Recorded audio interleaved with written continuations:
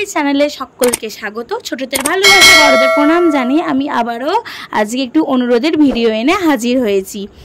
আজকের ভিডিওটির টপিক হচ্ছে তোমার জীবনের একটি স্মরণীয় ঘটনা। আমার জীবনের একটি স্মরণীয় ঘটনার মধ্যে তোমাদের সাথে তুলে ধরলাম যা ঝড়ের পূর্বাভাস। প্রথম পয়েন্ট, ভূমিকা। মানুষের জীবন কতগুলো ছোট ছোট অভিজ্ঞতা নিয়ে গঠিত। কেউ কেউ মনে করেন ক্ষুদ্র ক্ষুদ্র অভিজ্ঞতার সমষ্টি জীবন। জীবনের এই যে অভিজ্ঞতা বা ঘটনা, এর সবগুলোই স্মরণীয় কিংবা মনে রাখার মতন নয়। এই জীবনে এমন কিছু ঘটনা ঘটে যা মৃত্যুর পূর্ব পর্যন্ত হৃদয়কে নাড়া দেয়, তবে সময়ের সাথে সাথে আমাদের মন থেকে এগুলো মুছে যায়। তবে আকস্মিক কিছু ঘটলে বা হঠাৎ ঘটে যাওয়া ঘটনাগুলোর বেশিরভাগই আমাদের মনে স্মৃতি তৈরি করে রাখে।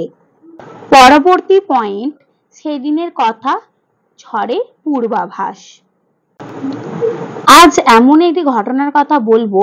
মনে আছে, মার আঁচল ধরে সেবার বেরিয়েছিলাম। গন্তব্য নলপুর, মাসির বাড়ি। সময়টা গ্রীষ্মের গোড়ার দিক।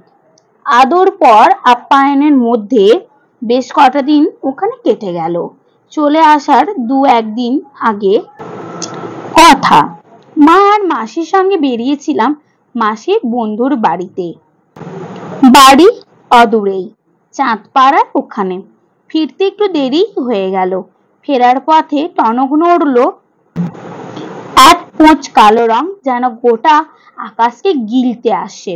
হাওয়া যেন বইতে ভুলে গেছে। সবকিছু অস্বাভাবিক চুপচাপ। এর মধ্যেই দ্রুত পায়ে বাড়ি ফিরতে হলো। সন্ধ্যা ঘনিয়ে এলো। ঘরে ঘরে মঙ্গল শাঁখের আওয়াজ যেন জোরেই শোনা গেল। সন্ধ্যা গাঢ় হওয়ার পরেই আকাশ ঝলসানো দৃশ্য।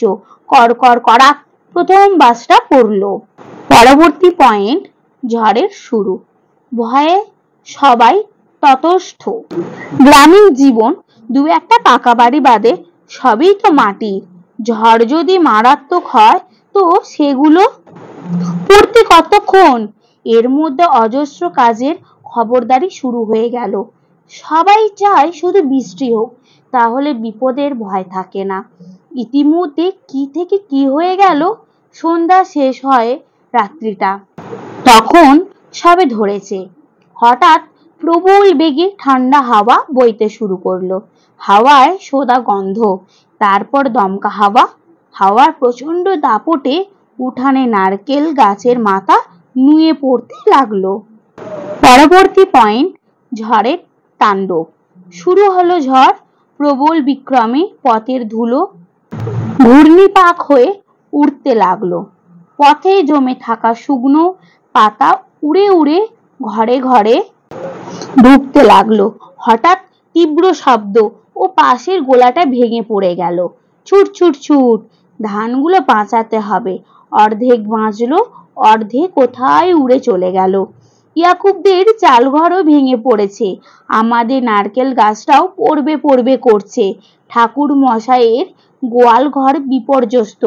মোড়ের ধারের বিশাল পাকুড় গাছটা আজড়ে পড়েছে। মাঝে মাঝে শোনা যায় বিকট শব্দ। হয়তো কোনো ঘর পড়লো, হয়তো কারো চাল উঠলো, কিংবা কারো গাছ পড়লো। মাসিদের পাকা বাড়ি, তারও নিস্তার নেই। একটা জানলার পাল্লা সশব্দে আজড়ে পড়লো ঘরের মেঝেতে। চতুর্দিকে হাহাকার রব। গ্রাম আজ বিপর্যস্ত।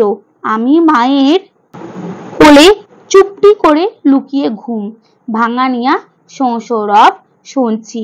পরবর্তী পয়েন্ট, ঝড়ের শেষ। রাত গড়িয়ে যখন প্রায় 1টা বাজলো, তখন ঝড় শান্ত হলো। নামলো বৃষ্টি, চললো সারা রাত, থামলো পরদিন ভোরে। শুরু হলো পাখিদের সম্মিলিত রব। সবার বাসা ভেঙেছে। বেলা গড়াতেই পথে বেরোলাম। পথঘাট সব তছনছ। পুকুর পাড়ের দুটো তালগাছ মটকেছে। আম বাগানও বিপর্যস্ত। মাটির বাড়িগুলোর কোনটার দোতলা হুড়মুড়িয়ে পড়েছে, কোনটা মাটির সঙ্গে মিশে গেছে দেখে বোঝার জো নেই। তার উপর আবার বৃষ্টি পড়ছে। এই রচনাটির লাস্ট পয়েন্ট, উপসংহার। খবরের কাগজে চোখ মেললেই দেখা যায় অমুক জায়গায় ঝড়, তমুক জায়গায় বন্যা। আমরা শহরের মানুষ, গ্রামের ঝড়ের তাণ্ডব কিংবা বন্যার আক্রমণ কতটা ভয়ঙ্কর রূপ ধারণ করতে পারে তা কল্পনাও করতে পারি না। সেই একবারই ছোটবেলায় আমি ঝড়ে তাণ্ডব মূর্তি দেখেছি। সেই রাত্রির কথা মনে পড়লে আজও ভয়ে শিউরে উঠি। তো আজকের ভিডিওটি আমার এই পর্যন্ত। প্রথম থেকে শেষ পর্যন্ত দেখার জন্য আমার সকল প্রিয় ছাত্রছাত্রীদেরকে অসংখ্য ধন্যবাদ। এবং আমার চ্যানেলে যদি কোনো নতুন বন্ধু বা আমার নতুন কেউ ছাত্রছাত্রী থেকে থেকো, তাহলে অতি অবশ্যই আমার চ্যানেলটিকে প্লিজ সাবস্ক্রাইব করো এবং পাশে থাকা বেল আইকনটি অন করে রেখো। ধন্যবাদ।